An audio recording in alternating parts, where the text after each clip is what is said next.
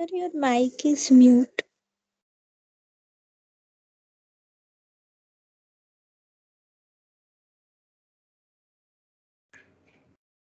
Hello. I will continue now. There was network problem. Yes, sir. Yeah.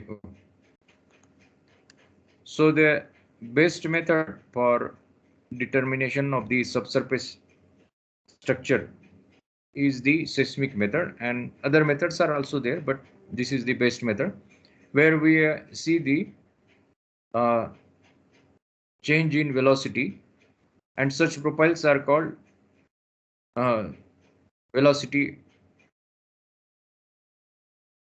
velocity profiles. These seismic profiles are very significant because they tell you about the not only about the Moho boundary, but also change in velocities that can be interpreted as subsurface structures, some rock structures, whether it is a deep fault or folding in supracrustal region or association of different rocks. So this is the subsurface structure, but definitely this is not satisfactory. This is a very broad structure. And such transacts, not many transacts are available in order to examine the subsurface structures, and we are more relying on the field data, field observations, which are available from over more than 50, 60 or 70 years. And that makes the knowledge of geological framework. This is another transact.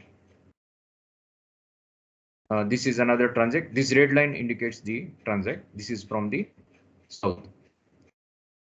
So these are the only limited transact for such a big plate, big region. These are the transact, but still this geophysical information gives lot of new concepts to analyze, new concepts to be confirmed or analyzed on from the surface observations. So this is one observation that shows the crustal thickness using some method geophysical. We are not going into detail.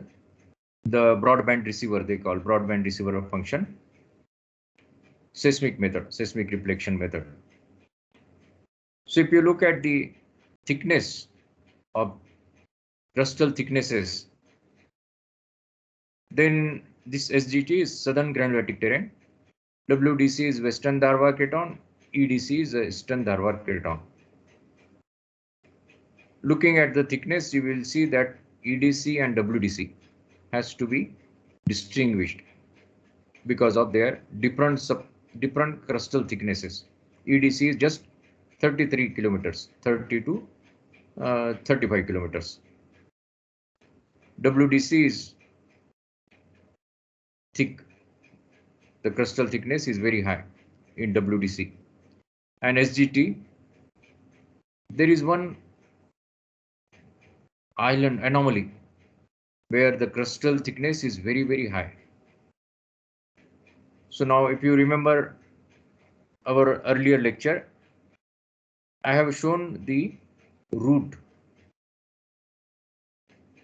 for the Indian plate, a root kind of structure for the Indian plate, that you just remind that that was not just a analogy, it was not just a hypothesis, but from the geophysical data.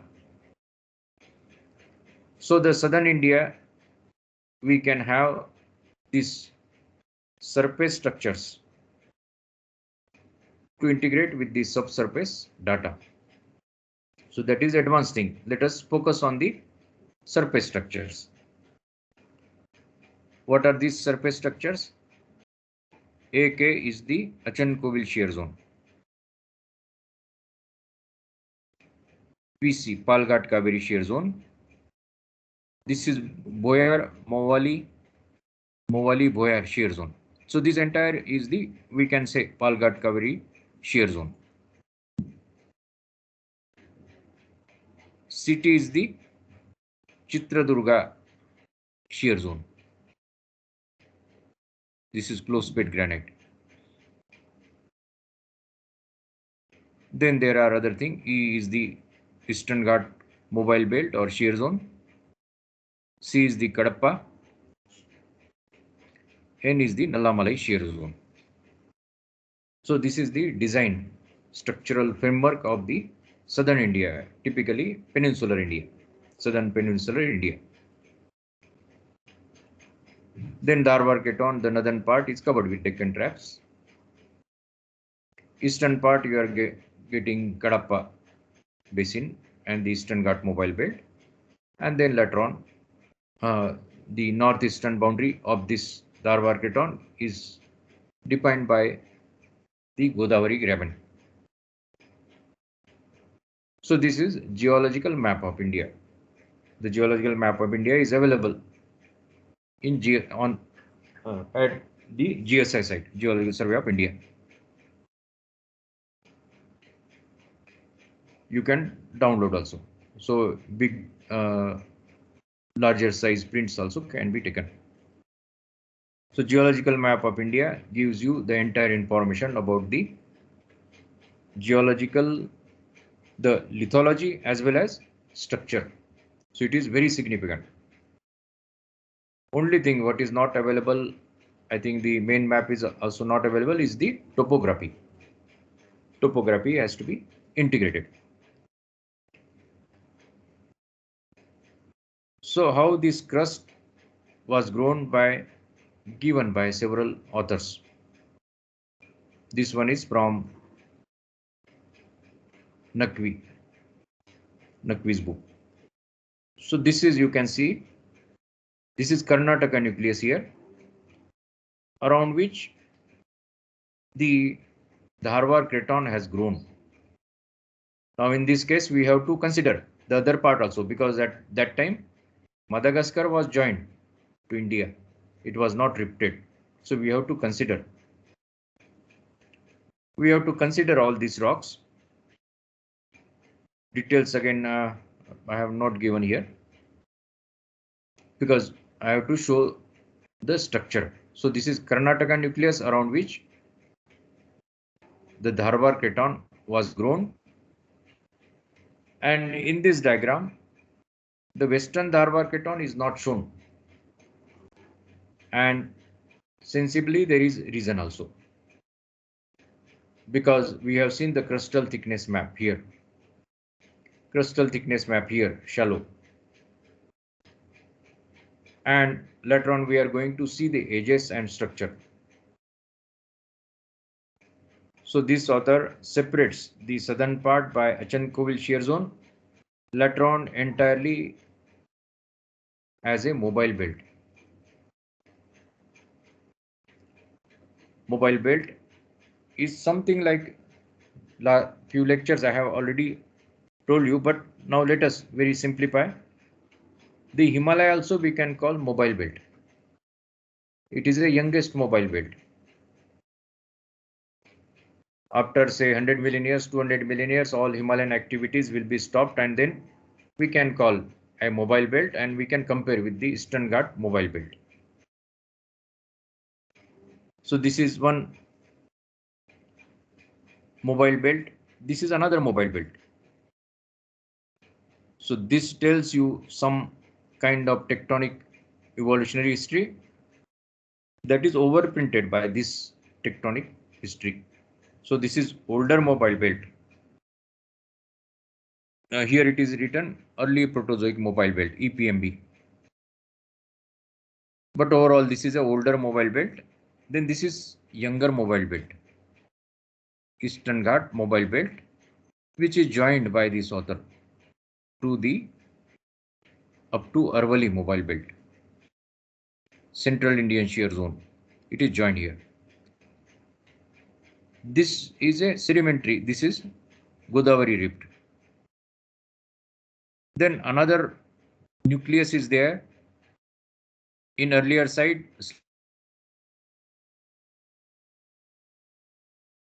Also, I called Bhandara nucleus.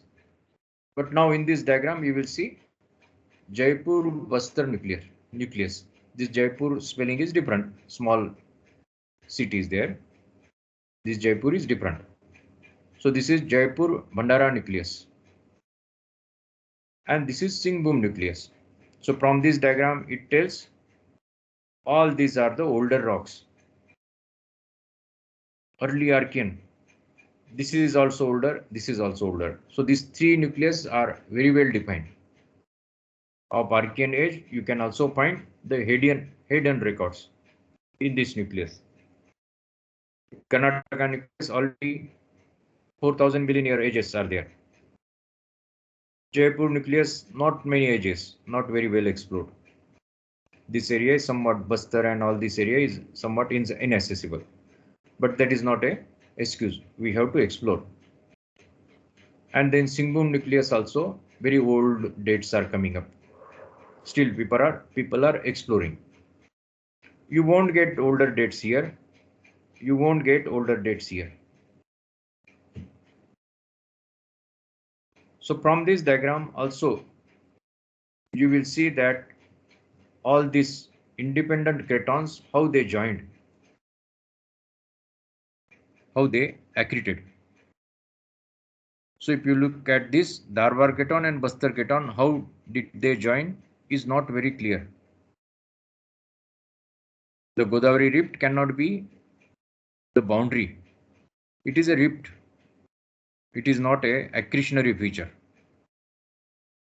But to some extent, the Bastar and Singhbum has a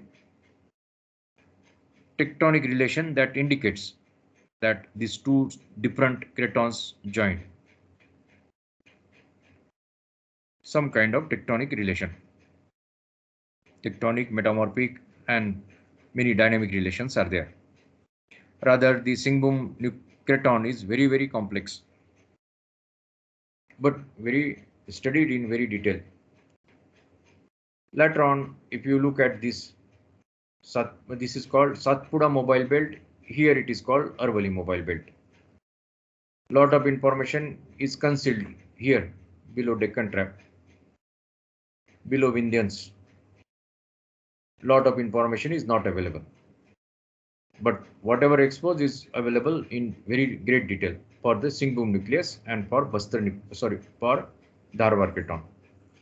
In between Bastar nucleus or the Bastar Keton, still we are in its preliminary kind of information. This is pre-air gravity anomaly map, Booger anomaly map, that we are not going to discuss, just to show you the information.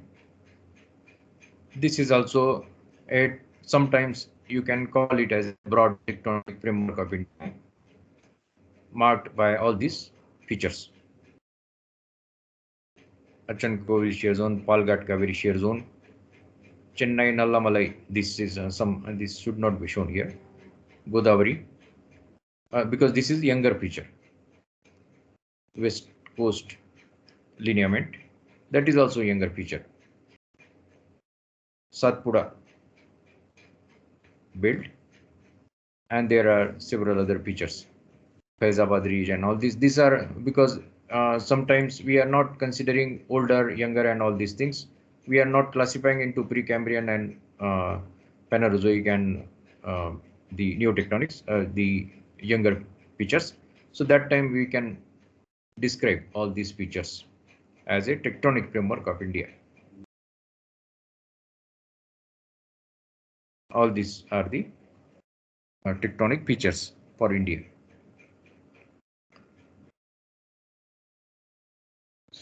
And this is another map which also explains the major tectonic elements of peninsular India. Southern granitic terrain, Dharwar Keton. I will go ahead with this. Now, some authors, some scientists, geologists, they try to develop a geochronological map for India. It may be very broad map, but it really satisfies the available information or the earlier authors, whatever they have judged. Looking at the ages. So these are the ages in billion years. 0.7 billion years. 1 billion year. like that. These edges has to be confirmed. These edges has to be uh, they are going to time and again they are going to be modified, but this tells you the broad information about the geochronologic evolution of peninsular India. Now in this case, this is western Dharwar Keton where you are getting older edges 2.9. Then as you go towards the eastern Dharwar Keton, 2.7, 2.5, 2.5, like that age younging is there. Here you are getting older edges and they are discordant with this Creton, again confirming that this is a separate history, geological history. So this is a very broad sketch kind of map. This is also related to ages only. Western Dharwar Keton that evolved and stabilized. Evolved from older than 3 billion years and stabilized probably at 3 billion years. Eastern Dharwar Keton stabilized. Major part of this Eastern Dharwar stabilized at 2.5 billion years. The Eastern Ghat mobile belt, it was active and stabilized, and a major metamorphic event was 1 billion years. The southern part of the granulotic terrain, you get several ages, zero point 0.7, 0.5 billion years. This in some one of my lectures I told you about the Pan-African orogeny. So it is a metamorphic event, crustal scale metamorphic event that was experienced by the southern granulotic terrain. Then above Palghat Kaveri shear zone also can be defined older than 3 billion year and younger than 2.5 billion year. Why? Probably because of its contact with the Dharwar Keton, Western Dharwar and Eastern Dharwar Keton. And you get a transition zone of metamorphism 2.5 billion years. Now considering the igneous and metamorphic rocks or the metamorphosed igneous rocks is very significant. But during Proterozoic time, majority of these dynamic events, igneous and metamorphic activity, were ceased. Proterozoic is somewhat quiescent. And in Proterozoic, you find large basins, large marine basins, large marine shallow basins, shallow but vast basins. We can call them as platform. And by the time these platforms were established, by the platforms were depositing sediments, the cretons were established as creton itself, or to some extent we can call shield areas. So shield platform relation can be observed. So all these sedimentary basins of typically Proterozoic time. Kadapa basin, Bhima basin, Kaladgi basin, part of Godavari basin, Indrayani basin, Chhattisgarh basin, the Vindhyan basin. Amongst these, largest is the Vindhyan basin. Now these are the maps based on maps, but you have to reconstruct because now lot of tectonic activities have experienced and these basins have folded, and disrupted. Large part of it is eroded, and whatever you are seeing here is the remnants of this basin. Only Kadapa basin is very well preserved, but that is also deformed. Kaladgi and Bhima basin large part of it is concealed below Deccan Trap, so we are not able to see. Godavari, some Proterozoic rocks, they show linear features, linear alignment. Chhattisgarh Basin, also a very large basin, but disrupted because of the tectonic activities in the Bastar Basin. Vindhyan Basin, lot of it is covered by Malwa, Mandla, the Deccan Traps here. Bundelkhand gneiss is here. Bundelkhand Craton, some other rocks are there. So otherwise, this is a largest basin. So all these are the Proterozoic basins. We can call them as the platform basins. And now if you reconstruct these basins, then these are geological outcrops. We are giving different names. But here you can just merge all these basins because these are not small basins. It should be a big marine condition. So that is divided into Southern Purana Sea and Northern Purana Sea. These are Purana basins. Mostly this is a condition during late Archean to early Proterozoic. They are separated by Central Indian Shear Zone because this shear zone was developed during Archean time. So this shear zone may be some mountain or some high area that separated Southern Purana from the Northern Purana Sea. So Vindhyan Basin is entirely Northern Purana, and all other are, we can define, Southern Purana basins.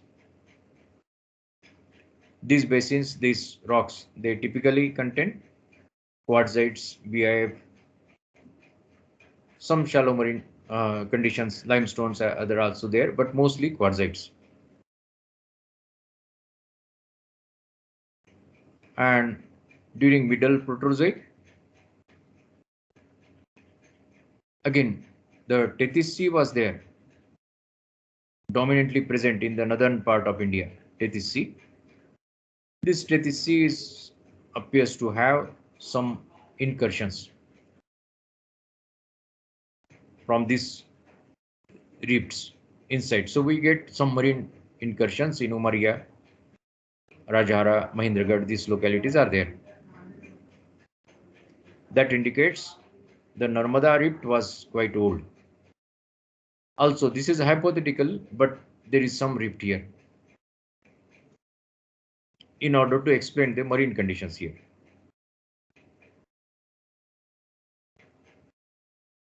And these rifts later on, they remained low feature, and later on from marine to fluvial conditions were developed. And you get the fluvial records in Godavari and Mahanadi rift, also somewhere here. And these basins are called Gondwana basins. All these Gondwana basins have preserved, very well known for their coal occurrences. And the Gondwana stratigraphy was developed in all these basins. This is just a visualization how the Gondwana basins might have. All these are the linear basins, rift basin. This is Godavari rift, Mahanadi rift, and these are other, I forgot, but these are all Gondwana basins. You get coal occurrences here. Lot of vegetation, but subsiding basins. So this vegetation or forest, they submerged, buried, and then again new forest developed, buried. So it developed the coal occurrences in majority of these Gondwana basins. This is the Gondwana stratigraphy. Lot of things are there. We are not going into detail. Now geographers, they show the map of India, which are nothing but mountains but in tectonics we can call them as orographic features. So all these mountains are the best places to study the rocks because you get best exposures and also the structural configuration and everything. All these mountains, as a student of tectonics, we need to explain. We need to know all these mountains, although we cannot study all each and every, but we will see major features which are nothing but the tectonic features, tectonic orographic features, including the rifting in the western coast. So you develop western Ghats. Then the Narmada Rift also expose the history of the Central Indian Shear Zone. And several other mountains are there. We'll go ahead with this. So now here we can see the association of different cratons and mobile belts and the basins. That means you are looking at cratons, shield areas, platforms, and mobile belt. In this line FL was defined quite early by L. Farmer, a British geologist, 1910 or something like that, very early kind of definition that defines the Farmer line to distinguish between low grade metamorphism to high grade metamorphism boundary.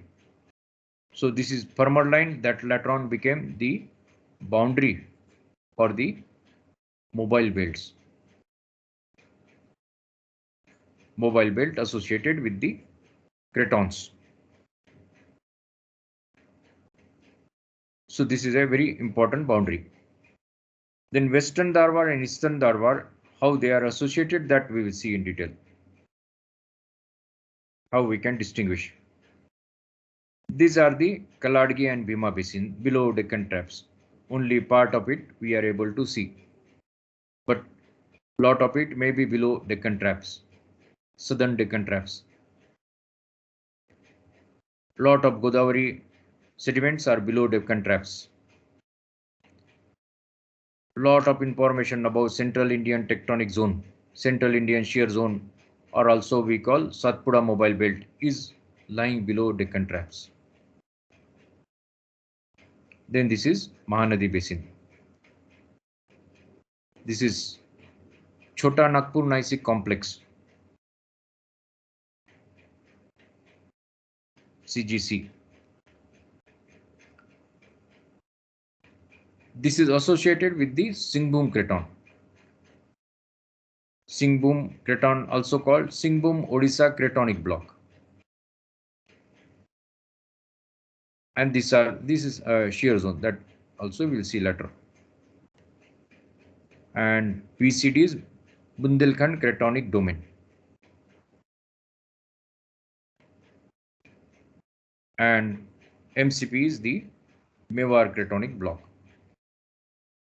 ADMB, Arvali Mobile Belt, Arvali Delhi Mobile Belt. So lot of information is available about the tectonic, geodynamic, or all this kind of information. This information is also essential to describe the stratigraphic association. Apart from metamorphism and all these things. Then, as I said, that structural features, structural trends. So if you go to Karnataka region, whatever may be rock, but you will have similar kind of trend of structures. northwest, southeast. Lot of strikes you will see, they trend northwest, southeast. Kerala block, you will see this trend parallel to the Achan-Covil shear zone. Southern granitic terrain, lot of ductile deformation, lot of gneissic and all these things are there. So you will see lot of varied trends here. The Dharwad trend continues up to Godavari Graben, also beyond Godavari Graben. And that is where using Godavari Graben as a junction between Singhbhum and Dharwad Keton is criticized. People say, no, this is all Dharwad trend. But the existence of older rocks here, Jaipur Bastar nucleus, that compels to separate Bastar Keton from the Dharwad Keton. Then this is Singhbhum trend. Then this is Satpura mobile belt trend. This is Arvali trend. So all these trends, whenever you go to this area and find regional strikes, local strikes may be different within some 50-100 meters, but if you plot on map, regional strike will be parallel to these trends. So from Archean to early Proterozoic, central cratonic region can be defined by this nuclei and these mobile belts. Nuclei are Karnataka nucleus, Bastar nucleus, Singhbhum, Bhilwara nucleus, Bundelkhand nucleus. Bastar nucleus also we call JBN, Jaipur Bastar nucleus. And also sometimes some books they are called Bhandara, Bastar Bhandara nucleus. And the mobile belts, 4 mobile belts are there. Early Proterozoic mobile belt, EPMB, Southern Granitic terrain. Middle Proterozoic mobile belt, which is also Eastern Ghat mobile belt. Satpura mobile belt and Central Indian tectonic zone. Both are in fact uh, both are not very well defined. Sometimes we call Central Indian mobile belt, Central Indian tectonic zone. But in many books, Satpura mobile belt is more popular. Then in this textbook, they do not define Arvali as a mobile belt. But in Naqvi's book, you will see Arvali mobile belt is joined to the Central Indian tectonic zone or Satpura mobile belt. In one of the diagram I have shown.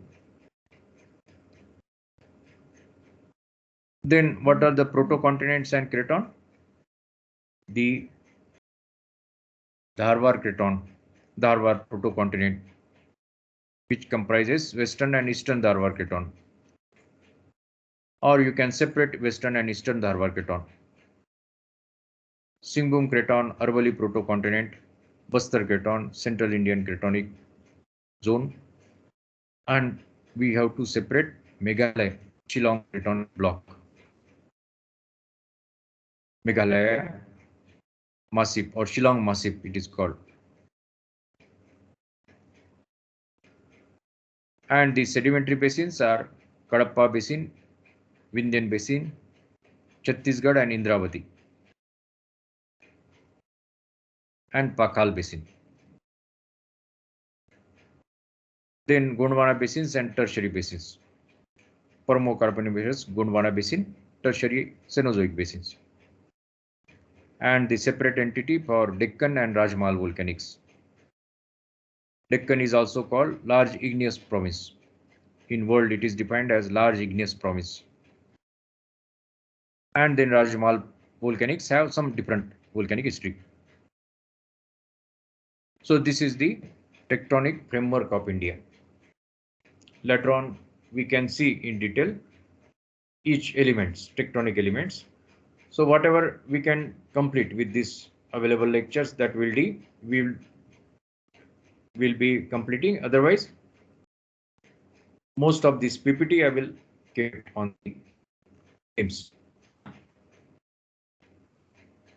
So already some 5-10 minutes are there. We will go with the Dharwar Keton.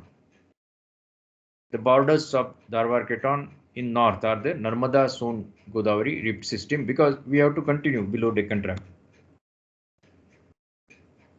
So Narmada Son Godavari rift system, or Narmada, we can, instead of calling Narmada, we can continue with the Satpura mobile belt as the northern margin for the Dharwar Keton. Dharwar Keton and Satpura mobile belt margin is the northernmost extent for the Dharwar Keton. Western continental margin is there, but if you want to reconstruct, you can go to Madagascar. Southern granulatic terrain is very well defined boundary for Dharwar Keton. And this is the entirely Dharwar Keton. Western Dharwar Keton, Eastern Dharwar Keton is separated by Chitradurga shear zone. And very conspicuous magmatic activity is there, represented by close-pit granite. This presence of close-pit granite as a linear feature compelled many geologists to suggest it as a tectonic relation, where Western Dharwar Keton is subducting below the Eastern Dharwar Keton, producing a batholith island arc kind of sitting. Although several criticisms are there. Then this is Kadapa basin. This is entirely Kadapa basin, Proterozoic. And this is the Eastern Ghat mobile belt. And the southern margin is here. Bhovali, Palghat Kaveri shear zone, but Moyar Bhovali shear zone also it is called, because if you want to combine everything, then Moyar Bhovali shear zone. And the southern granulatic terrain is also called Pandian mobile belt, which is separated, having a boundary with Achankovil shear zone. And this is Kerala Kondalatic belt. So the Karnataka or Western Dharwar Keton began to evolve by 3.5 billion years. We can go older, but let us say firmly 3.5 billion years ago. And the western margin is Indian Ocean, the present day western margin. We'll go ahead with this. Yeah. The southern margin is a transition to a 2.5 billion years granulatic terrain.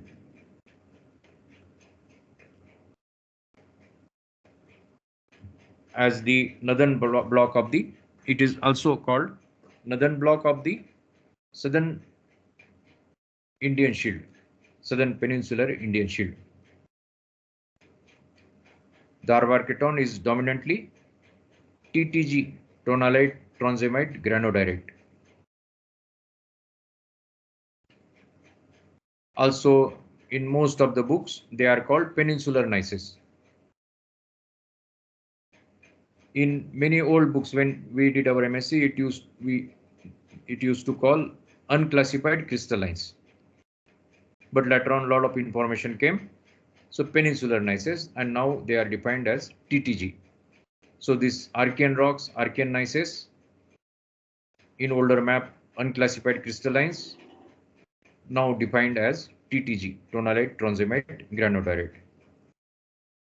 The TTG is believed to be product of hydrous melting of mafic crust and a last stage differentiation of mantle accounting for crustal growth. The available dates of TTG are 3.4, 3.3 from these different publications, Bean et al. 1992 and many other publications. What does it mean? These dates are indicating some kind of thermal activity, metamorphic activity. So till the time of 2.9, the Dharwar Keton was growing. Some older dates are there. Hidden age, more than 3.58 billion years. We can say 4 billion years, indicating some juvenile magmatism, the oldest crust. Then this TTG makes the, we can say, basement for the Dharwar Craton. So the other kind of rocks that developed, that characterize the Archeans, are called greenstone or schist belts with sedimentary association. The greenstones are mainly voluminous basalt. They are volcanoclastic. They are not simply sedimentary. Complex volcanoclastic marine kind of conditions. Shallow marine reducing oceans, very complex kind of conditions. Later on metamorphosed, and then combinedly we call them greenstone belts. They are basalts with subordinate fine clastics and chemical sediments, and in certain areas with basal conglomerate. When conglomerate is there, it indicates unconformity in general in stratigraphy, but it indicates dynamics also. Some kind of brittle deformation, thrusting kind of activity. So along with conglomerate, there are shallow water clastics, ripple bedded quartzites, and shelf sediments, limestone and dolomites. All are now metamorphosed. So in Dharwar Craton, both volcanics and sediments are supracrustal rocks laid upon basement of peninsular gneiss or TTG. So stratigraphy becomes clear. TTG or peninsular gneiss is old age more than 3 billion years, which is overlain by greenstone belts, greenstone kind of sediments, meta sediments, comprising metamorphosed quartzite, limestone, shale, all these kind of thing. So this entire, then there is Dharwar orogeny. Just note it. By about 3 billion years, Western Dharwar Craton was stabilized. But where comes this Dharwar orogeny? At 2500 million years. So orogeny means mountain building activity. So mountain building can be there by collision. We can say accretion, but let us say collision. Collision of what? Probably Western Dharwar with the Eastern Dharwar Craton. And the records are mostly volcanics and green schist. Volcanics, they are converted into amphibolites, metamorphosed, and high-grade basic granulites recrystallized because orogeny continued for longer time. So you get even the quartzite, crystalline marble, metapelites with several index minerals denoting particular metamorphic grade. So a lot of metamorphic activity occurred. And it developed this kind of structure. So Western Dharwar Craton, oldest basement. These are younger basement, accretion or younger orogenic belt, we can say orogenic belt of that time. Now Kadapa basin is there, but that is overprinting. That is latter part. What we are talking is the Archean time. Now what are these? 1 number, 2 number, 3 number, 4 number, 6 number. These are shear zones. How these shear zones are developed? Interaction of this craton with some crustal part here. This with this and this with this. All these shear zones are developed. These shear zones are very significant from the point of view of the economic minerals, especially the gold. So this is Gadag Chitradurga shear zone. This is Sandur shear zone. 3 is the Ramgiri Hungun shear zone. 4 is the Hatti Kolar shear zone. Very well known for the Hatti gold mines. 5th is the Raichur shear zone. 6th is the Gadwal shear zone. Narayanpet Gadwal shear zone. So the Dharwar Craton history needs to be explained by this kind of development. The oldest rock, that is basement TTG granite, TTG, overlain by the older Dharwarian volcano sedimentary rocks, which are now green schist facies, separated by these shear zones. This tells the history of the Dharwar Craton.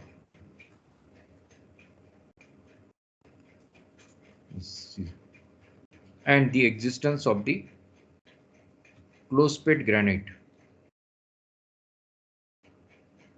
a very dominant feature, close-pit granite. Then the southern margin of the Dharwar Craton also shows some zoning of metamorphism.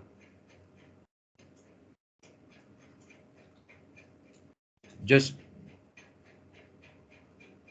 note that I said metamorphism here, but that is Archean kind of metamorphism.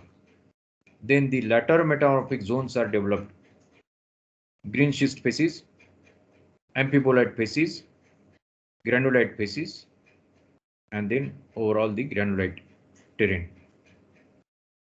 That indicates some kind of major metamorphic event happened here, and it's zoning towards the northwest, the Dharwar Craton. So Dharwar Craton experienced several thermal events or metamorphic events. Earliest is the Archean. Archean also may have several, but let us forget Archean is superimposed by this granulitic terrain. So I will finish here.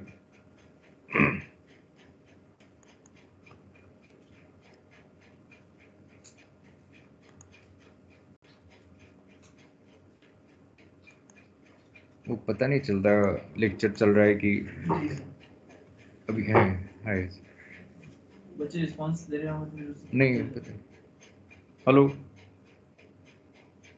Yes, sir. हाँ नहीं अभी lecture slides दिख रही थी ना आपको Yes, sir. हाँ okay I will stop it Okay, sir.